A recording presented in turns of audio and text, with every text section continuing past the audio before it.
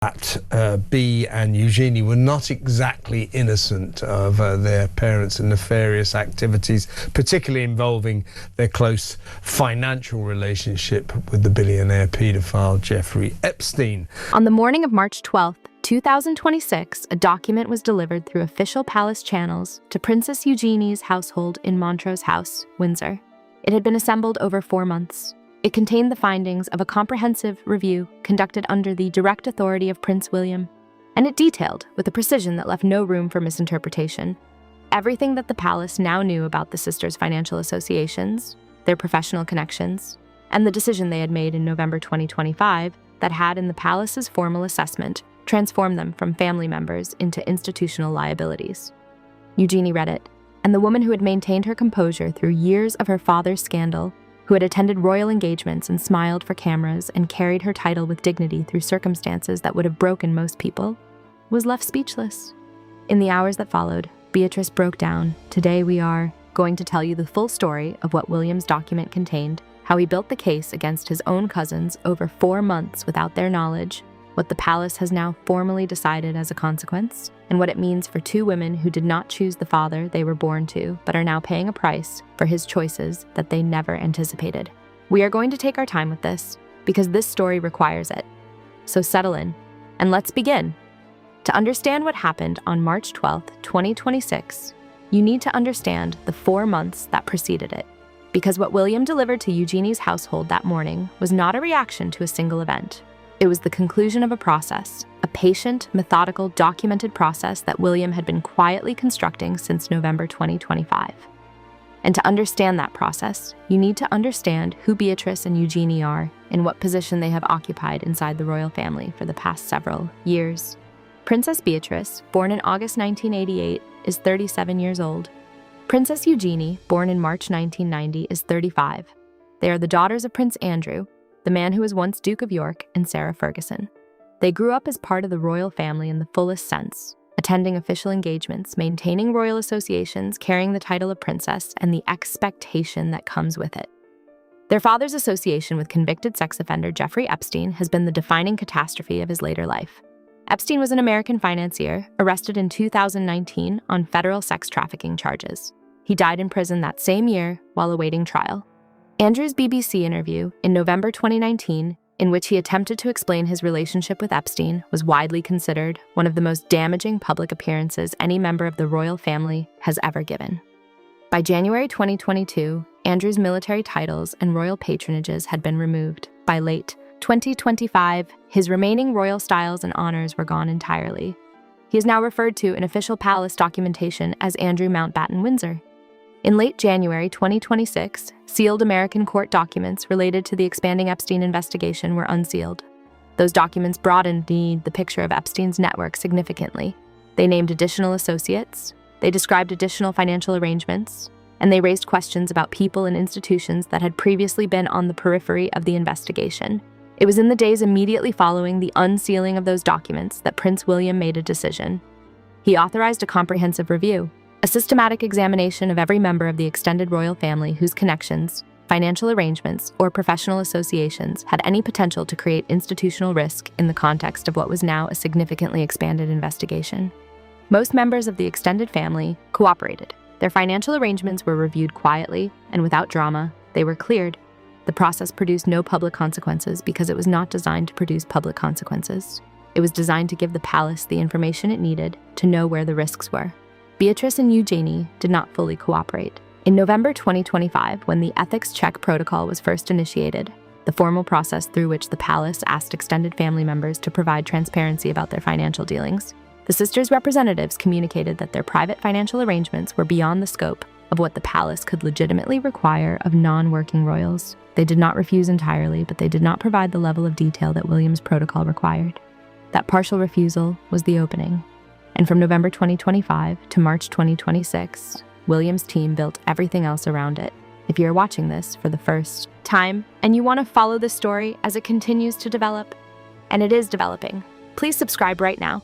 We cover the royal family in the depth these stories deserve for people who want to understand what is really happening. Hit subscribe, turn on your notifications, and every new video comes straight to you. Let's talk about what William's document actually contained. because this is the heart of the story. This is what was delivered on the morning of March 12th, 2026. This is what left Eugenie speechless and Beatrice in pieces. The document was not a list of criminal accusations. That needs to be stated clearly and returned to throughout this story. Neither Beatrice nor Eugenie has been charged with any criminal offense. The palace has confirmed explicitly that both women are cooperating fully with any inquiries that have been made of them. What William's document contained was not criminal evidence. It was a risk map, and a risk map, when it is as thorough and as specific as this one was, carries its own weight. Because what it does is take every connection, every association, every professional relationship, and place it on a visual picture of a network. A network that, when you step back and look at the full picture, shows you how close certain people are to certain other people, not in the sense of personal relationship, but in the institutional sense of shared contacts, overlapping financial worlds, and the particular kind of proximity that creates legal and reputational exposure. What the document showed, according to sources close to the palace's internal discussions, was this. Over a period of several years, the sisters had maintained professional and business connections with individuals whose own networks overlapped with the financial world surrounding Jeffrey Epstein's operations. These were not direct connections to Epstein himself. They were not involvement in the specific activities under criminal investigation. They were professional associations that placed the sisters on the kind of network map that intelligence and legal teams use to assess risk, closer to the center of a dangerous picture than the palace could manage without transparency about the full extent of those connections. On their own, those associations might be explainable. Many people in the world of wealthy individuals and international finance moved in circles that intersected with the Epstein's world without knowing the full nature of what was happening within it. Association is not guilt. Proximity is not participation. But the problem was not simply the associations themselves. The problem was the combination of those associations with the November 2025 refusal to provide transparency about them. Because when an institution requests transparency and a person declines, the institution cannot assume the most charitable explanation. In the formal language of William's conduct protocol, the accountability framework he has been building over the past year, a refusal to cooperate with an ethics review is itself treated as information, not as proof of wrongdoing, but as a signal that there is something in the undisclosed material that the person believes would create a problem if it were seen. That framing, the refusal as information, is the most important line in William's document, and it is the line that those close to Eugenie say she found most devastating when she understood its full implications. She had not been trying to hide something she was ashamed of. She had been trying to protect what she considered her legitimate, private financial affairs from institutional oversight she did not believe the palace had the right to demand. That was the intent behind the November decision. But the impact of that intent, as processed through William's framework, was to transform a privacy decision into a risk signal, to take something she had done for reasons she considered reasonable and reframe it as evidence of exactly the kind of opacity the protocol was designed to identify. That reframing, the discovery that her attempt to protect her privacy had been read as an admission, is what left her speechless. Those two words, read as, those two words carrying everything that went wrong between the sisters and the palace in 4 months. Now let's talk about Beatrice, because her response, the breakdown that those close to her describe as unlike anything they had seen from her before, requires its own understanding. Beatrice and Eugenie are not the same person. They are sisters, shaped by the same extraordinary and difficult circumstances, but they respond to those circumstances in fundamentally different ways. Eugenie's instinct when something goes wrong is to move, to act, to find the next conversation, the next approach, the next person to speak to. When the document arrived and she read its contents, the panic those close to her describe was the panic of someone whose mind immediately began looking for the way out of what she was reading, for the response that would address it, for the path back to a different situation. Beatrice's instinct is to feel first, to absorb the full weight of what has happened before she can begin to think about what to do with it. And what she absorbed on the morning of March 12th, 2026, was not just the contents of the document. It was everything the document represented. It represented years of managing the fallout of her father's situation with a composure that those who know her describe as extraordinary given the circumstances. Years of maintaining her royal engagements and her public presence and the dignity that her position requires, while the name she was born with became increasingly associated with the most damaging story in the family's modern history. Years of being defined, in much of the public conversation, by a situation she did not create and could not escape, and it represented the end of something she had perhaps been holding on to. The belief that her relationship with her cousin, with William, the boy she grew up alongside, the man who would one day be king, was something that existed separately from the institutional decisions he was now making. That there was a version of that relationship where family and institution could be kept in different compartments and she could have access to both. The document closed that possibility, not because William wished to hurt her, but because the document was not produced by a cousin. It was produced by a future king.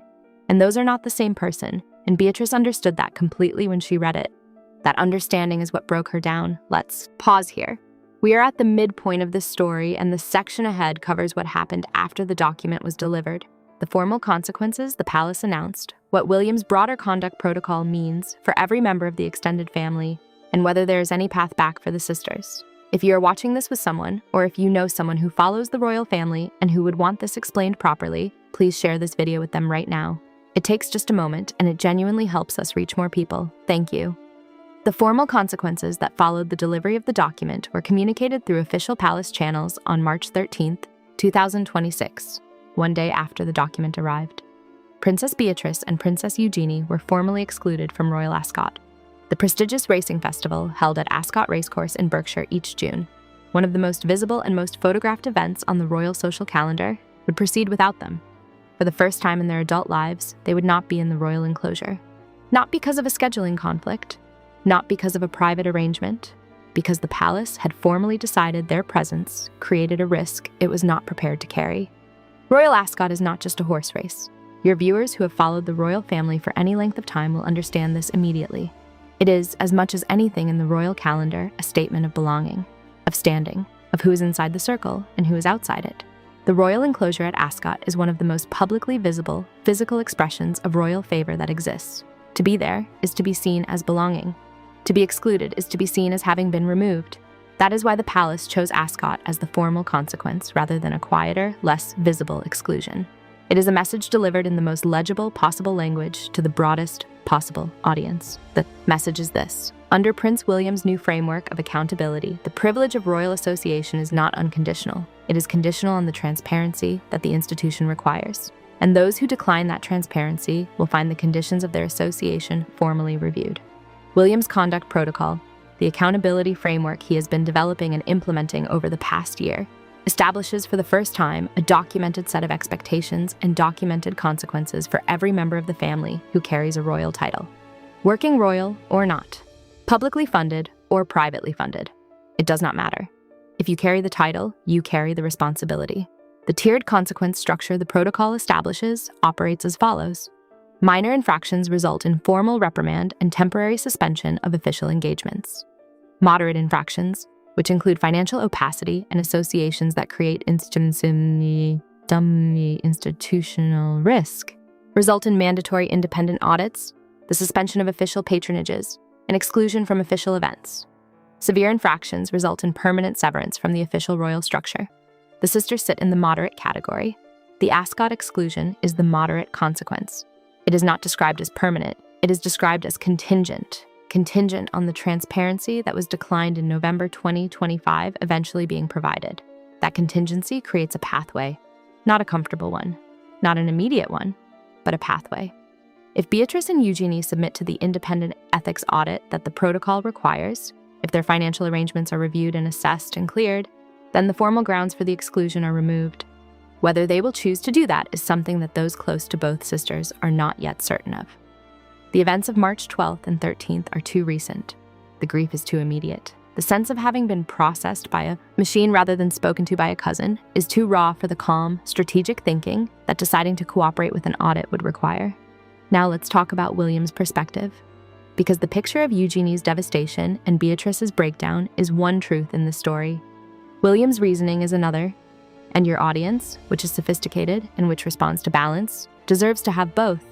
William is 43 years old. He has been watching the Epstein situation damage his family for the entirety of his adult life as a public figure. He watched it consume his uncle in real time. He watched the November 2019 television interview that became a global embarrassment. He watched the unsealing of documents in early 2026 expand the investigation into territory that brings new names and new questions into public view.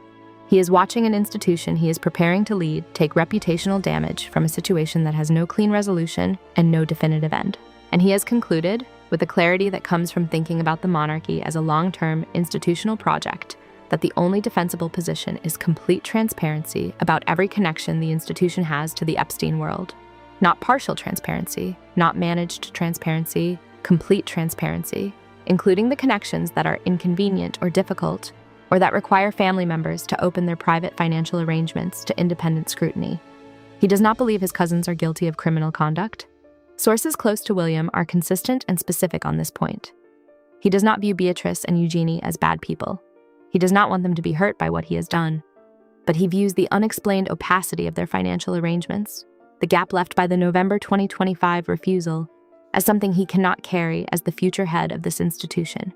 And he has made the institutional decision that was available to him given that gap, not cruelly, but with a consistency that is hard to attribute to anything other than a very clear sense of what the institution requires.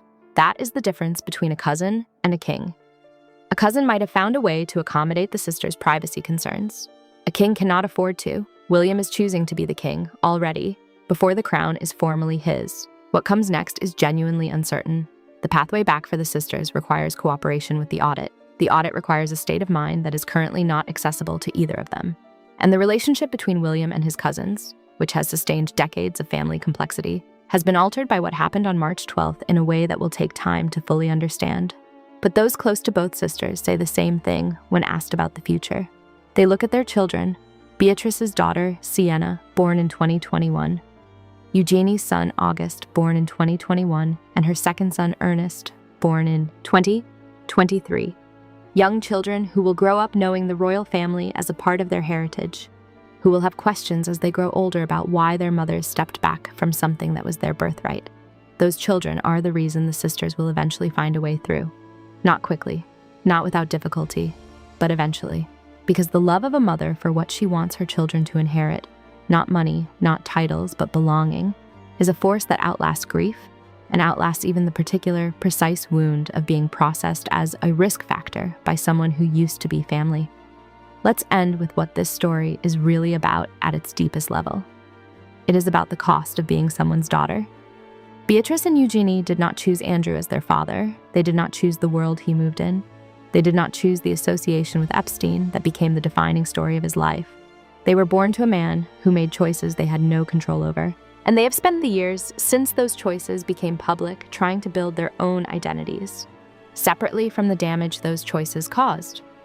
That is a thing many people understand, not in the context of royal families or Epstein investigations or palace conduct protocols, but in the simple human context of being someone's child, of being shaped by a parent's choices without being given the chance to make different ones yourself. The palace's decision is not wrong in its institutional logic. The conduct protocol is not wrong in its principles. The requirement for transparency in the context of an active and expanding investigation is not unreasonable. But none of that changes the particular weight of what Beatrice and Eugenie are carrying. The weight of being assessed as liabilities by an institution that was supposed to be their family, of being formally excluded from a gathering their grandmother attended every year of their lives, of reading a document assembled over 4 months by a cousin, and understanding, in the cold language of risk and transparency and institutional exposure, that the relationship has changed. They will carry that weight, in the way that people carry the things they did not ask for and cannot put down. Quietly, because that is what their upbringing taught them. With dignity, because that is what their position requires. And with the particular sadness of people who understand that the family they grew up in has decided, at least for now, that it cannot fully include them. That is the truth behind the formal language of the conduct protocol and the ethics audit and the Ascot exclusion. 2 women, 2 daughters, carrying something they never asked to carry, and hoping, in the way that people hope when the door has been closed but not locked, that the way back eventually becomes clearer than it looks right now. Thank you so much for watching all the way through today.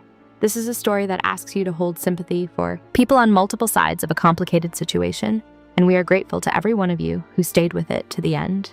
If it gave you something to think about, please leave a comment below.